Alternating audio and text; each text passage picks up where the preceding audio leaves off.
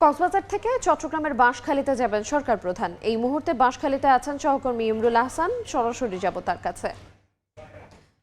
ইমরুল,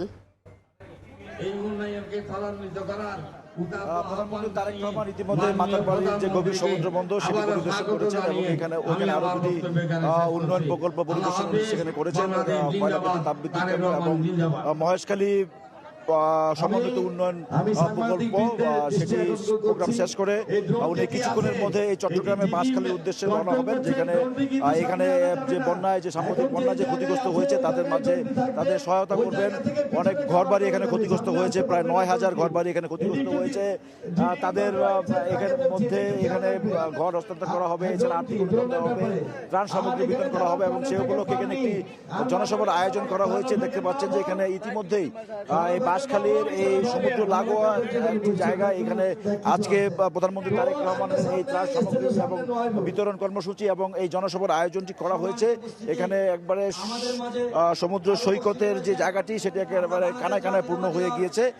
প্রধানমন্ত্রী তারেক রহমানের বক্তব্য শোনার জন্য তারা এসেছেন, প্রধানমন্ত্রী তারেক রহমানের বক্তব্য শোনার জন্য এখানে এসেছেন।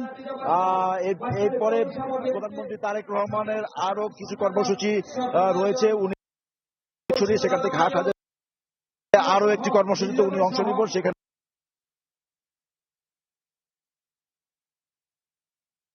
নিয়েছে অর্থাৎ ত্রাণ সামগ্রী এবং গৃহ বিষয়টি সেখানেও এবং সর্বশেষ সন্ধ্যার পরে অর্থাৎ রাতে চট্টগ্রাম জেলা এবং মহানগরীর ত্রিবেন্দ্রের সাথে একটি সাংগঠনিক সভায় এখানে উনি অংশ নেবেন।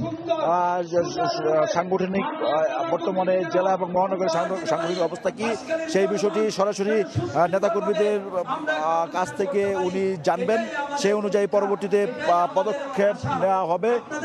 তো সবাই অপেক্ষায় আছেন প্রধানমন্ত্রী তারেক রহমানের। এখানে আনুষ্ঠানিক সময় দেওয়া হয়েছে 12টা 20 মিনিটে।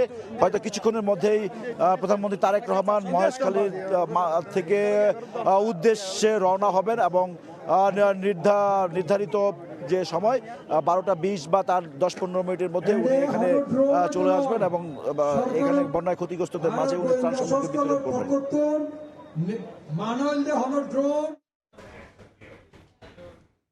কক্সবাজারের প্রধানমন্ত্রীর সফর সম্পর্কে জানাচ্ছিলেন সহকর্মী ইমরুল আহসান।